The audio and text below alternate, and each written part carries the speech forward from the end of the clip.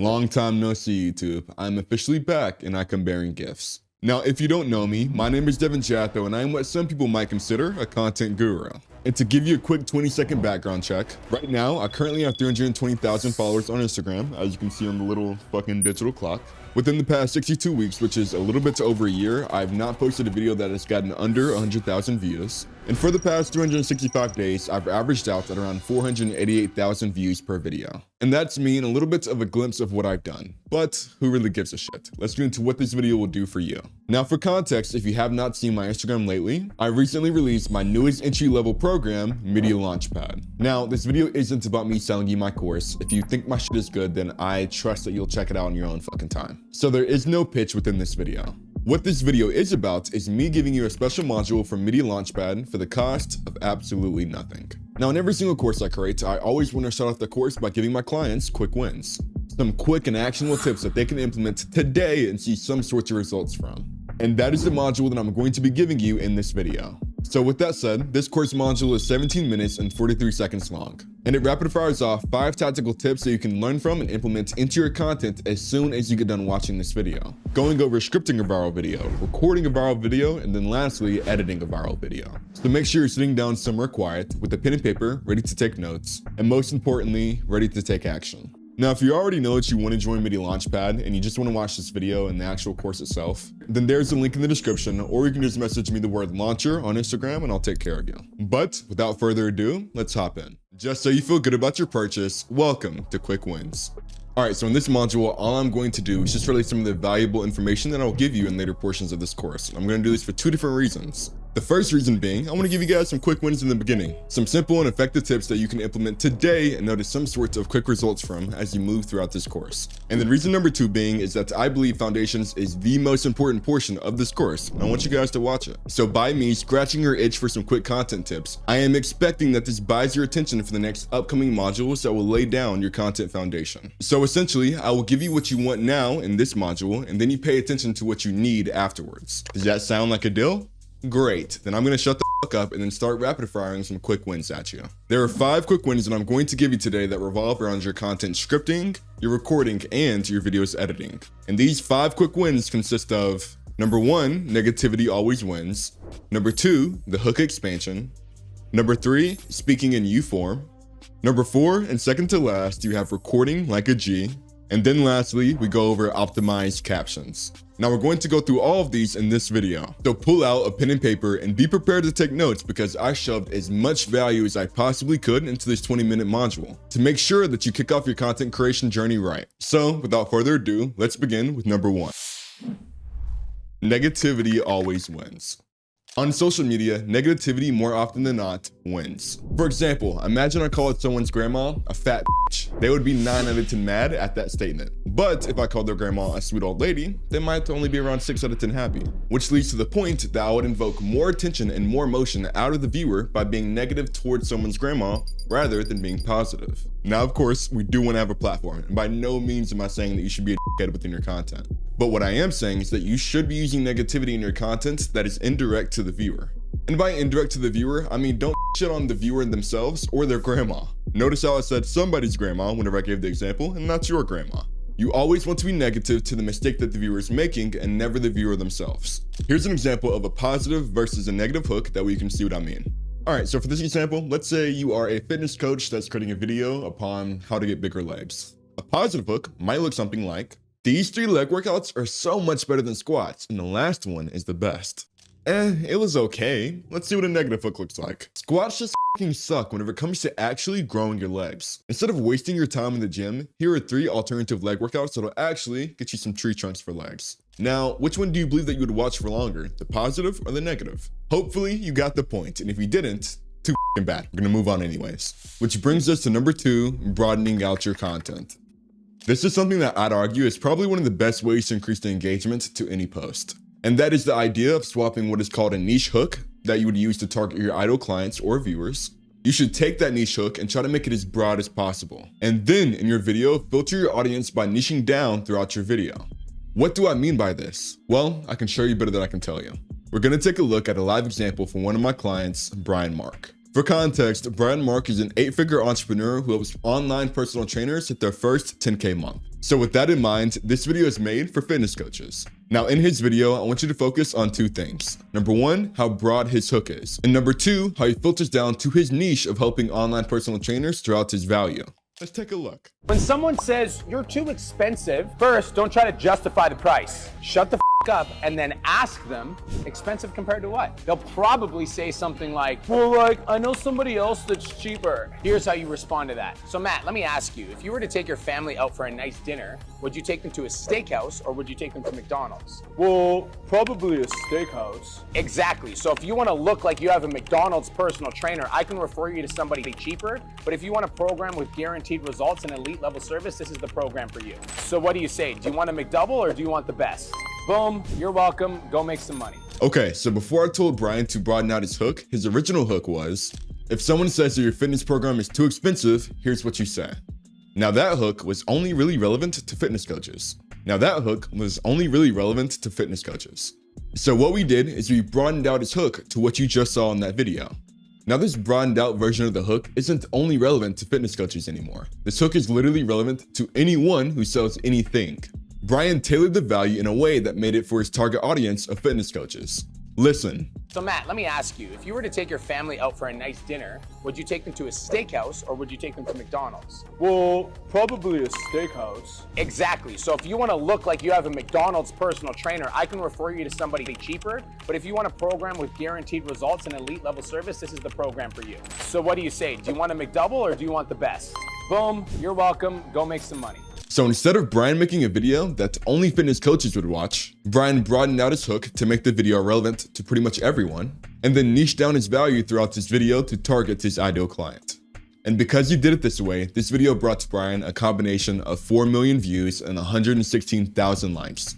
So broaden out your hook and niche down throughout your video. Now, of course, some of you might be thinking, I really only care about target clients watching my videos. I only want to make money. That is an absolute way of thinking, and I'll tell you why. If your hook is niche down, it's by definition going to relate to less people. So let's say you made a video targeting your target audience, and that video got 5,000 views. And if we're being generous, let's say out of those 5,000 views, 1,000 of them were your ideal clients. That means 20% of your viewers were potential customers. Now, on the contrary, let's say you made an extremely broad hook that can relate to pretty much everyone. And let's say you posted that broader hook and it reached 200,000 people, but only 5,000 of those people were your ideal clients. That means only 5% of your viewers were potential customers. Now, the obvious explanation on why the broader hook method would be better is because the amount of ideal clients would increase by 500%. And of course, that's a really big reason on why broader is better, but I like to take it a step further. A phrase that you hear me say a lot throughout this course is something that I took from Hormozi, and that is 99% of people will never buy from you, but those are the ones who will create or destroy your reputation. So even if 99% of people never buy, if done right, those people will lead you to making more money in the long run. So when you broaden out your hook to get more attention, that increase in reach does 2 things. Number 1, it'll lead to a larger amount of consumption, meaning if that consumption was positive, then your reputation strengthens. And that strong reputation by association will carry over to your product. And then number 2, it'll increase the amount of ideal clients that you are able to reach over time. So if an individual watching your content is not qualified for your product, but they do become a fan of your content, then their consumption will lead to more consumption. Because the more people that watch and engage with your content, the more the Instagram or whatever platform you're posting on will distribute it to new people. And a hefty percentage of those new people consist of your ideal clients, aka more people will buy your shit. Plus, by niching down throughout your video, you're still getting more attention while still letting your ideal audience know that your video was made for them. This is a strategy that I call hook expansion, and we'll talk about it a little bit later in Scripting 101. And that is the last quick win around your hook. So now, let's talk about a quick win whenever it comes to scripting the rest of your video. Want a break from the ads? If you DM me Coaster on Instagram, I will send you 10 viral hooks for free. Yes, really, DM me Coaster on Instagram, and I will send you 10 viral hooks for free.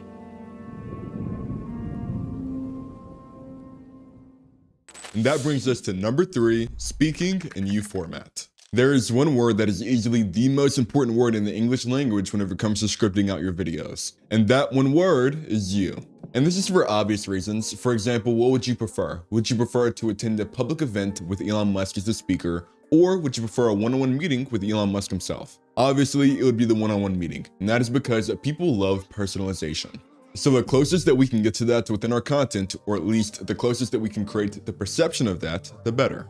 And there's only two ways that you can create this perception in your content with U format. And that is, you can either replace the plural or give the ownership. Now, the first way is the most common way that you can utilize U formats within your content, and that is to replace any plural language within your script with the word you. Now, this is replacing words like y'all for you guys for you, everyone for you, and then you can even start replacing phrases. So for example, instead of saying people might often find, you would replace that with you might find.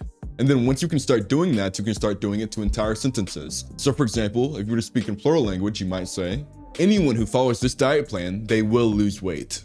Versus if you speak in U format, if you follow this diet plan, you will lose weight. Basically, pretty much anything that is plural, you replace it with the word you. And that is the first way that you can add U formats to your content. The second way you can utilize U formats within your script is to give the ownership. And this is something that I bet a lot of you guys are not doing. Let me ask you, which one of these two do you believe would be better at getting your attention? Do you like the dog or do you like your dog? Of course, it's going to be your dog because I mentioned something that you own. Even though do you like the dog had the word you in it, it still was not truly personalized because it has nothing to do with you outside of me asking you a question.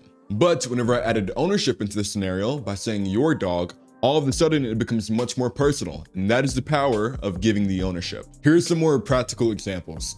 When you get near to the end of the sales call and when you finish the presentation, then give them the price. You would swap that with, when you get near the end of your sales call and you finish your presentation, then give them your price. Do you see the difference? Here's another example.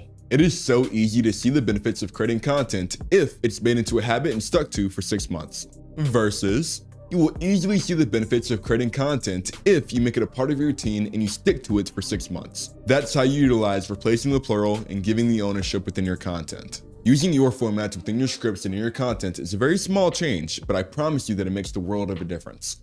So once you finally get done writing your script, read it over and actively scan for all the opportunities to either replace the plural or give the ownership. And once you've done your U format scan, then you're ready for number 4 on this list, record like a G. Now, there is a lot that goes into recording as perfect as me. I mean, the handsome face, the deep voice, I don't think it gets much better than this.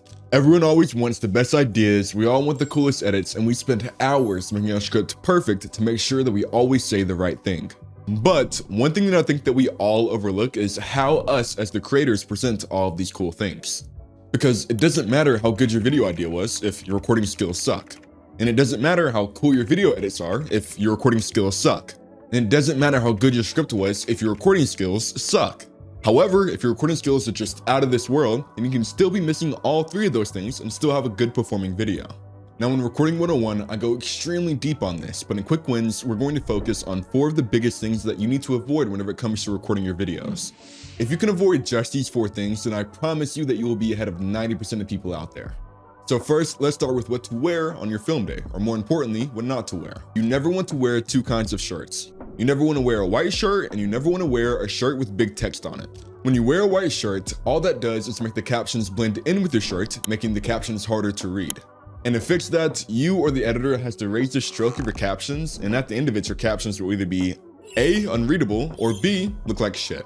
And then if you're wearing a shirt with big words on it, then your captions will overlap the shirt's text and just become a distraction in your video, making it even harder to pay attention. So when you're picking out your next recording outfit, attempt to make sure that it's simple and clean, and make sure that you do not wear a white shirt or a shirt with big text on it. And just to be clear, this is a bad example. However, we're recording a course module, so f it. But typically, if you look at my Instagram, I wear a simple, typically black shirt that has no text on it. Anyways, once you have a clean and simple shirt on, then it's time to actually start recording. Which brings us to number 2, reading your script line by line. Every single one of you should be using a script whenever you're recording. You are not an exception and you are not special. 99% of the time, I think we can all agree that excellence is formed in preparation. So you're most likely not just gonna blurt out a video that has a captivating hook, 10 out of 10 value with perfect narration. Even the best of the best whenever it comes to off-the-cuff content, guys like Hormozy will still prepare a script whenever he needs to perform at his best. Do you think his book launch wasn't prepared word for word? Record with the fucking script, and if you don't want to use a script, it's not because you're just so good at speaking. It is either because you are so bad at writing, or you don't see the value in sitting down for an hour to make a good video. Either way, writing is a skill that you can learn and that I'm going to teach you in this course. And if you don't see the value of spending 30 minutes to an hour to just sit down and make a good video, just give it 3 modules and that will change.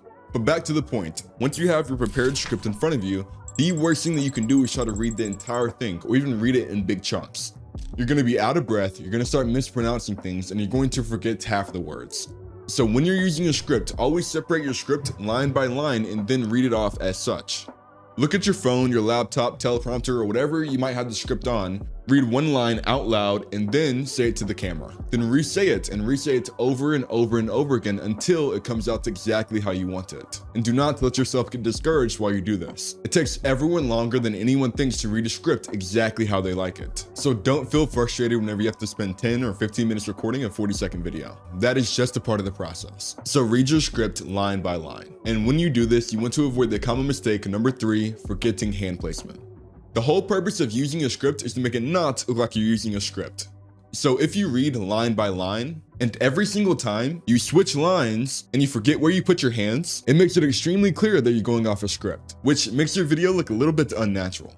So when you're reading your script line by line, and when you finish your line, move on to the next line, always try to remember where your hands ended and start from that position every single time you begin a new line. This way, it doesn't seem so obvious that you are using a script. And speaking of natural, that brings us to our last recording common mistake, blinking.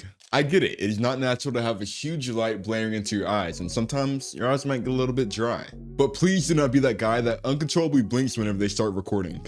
Imagine you're networking at a business event, and like any other business event, this guy walks up to introduce himself and spark a conversation. He is well dressed and you can just kind of tell that he's a decent entrepreneur, but you just can't help but notice that he blinks every 2 seconds. And as soon as you notice it, it quickly becomes the only thing that you can think about. No matter what this dude says, you're just trying to stop focusing on the fact that he is uncontrollably blinking. It's the exact same thing for when you record. And if you've never recorded before, then you might be thinking, I wouldn't do that shit. I mean, I'm gonna blink normally whenever I record. I can promise you with working with a lot of clients, it is more common than you think. I used to be a blinker myself, so just keep it in mind whenever you do record. With that said, am I saying to never blink whenever you're recording?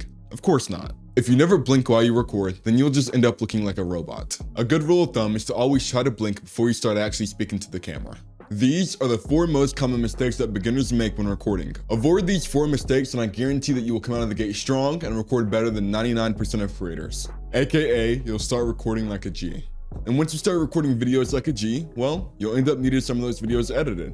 So with that said, that brings us to our last quick win on this list, caption placement. The easiest editing tip that you or your editor should always stick to is to keep the captions a little bit below your chin. Think about it. If your captions are down here, then you're making your viewer choose between looking at you or your captions. But if you raise your captions to right below your chin, then you give the viewer the ability to look at both. And if at any point it becomes inconvenient for your captions to be there, for example, if there's a graphic or something else that you want to be placed into the focal point of your video, then just remove your captions altogether until the focal point is swapped back onto your captions. This will automatically make your videos much easier to watch and ensure that your recording like a G does not go to waste. So make sure your captions are placed below your chin and you're golden. And that concludes today's list of quick wins. Again, this is just a quick list of things that you can utilize within your content starting today and implement as you move throughout this course. This was not even close to what I'm going to give you in the further modules. Again, this will not be a normal course. I will give you the best materials in the world to build your bridge, but it is up to you to take these materials and build your bridge from where you are to where you want to be. So with that said, you have some building to do, and I have some cool shit to give you. So let's move into the rest of foundations that will not only help you create a memorable personal brand, but more importantly, a personal brand that people want to buy from. I'll see you in the next one. And that is it. Now, of course, this is just the tip of the iceberg of what you actually need to act on within content creation, but hopefully I was successful in my endeavor to give you guys the most action-packed and most value-packed 17 minutes of your entire life. Not action-packed, I bet this is fucking boring, but hopefully you learned something. Anyways, with that said, if you are serious about growing your business through short-form content and you're looking for the next step to do so, then feel free to check out the description or message me the word launcher on Instagram. Other than that, I hope you guys have an immaculate rest of your day, and let's end it off with our signature. As always, subscribe for more value.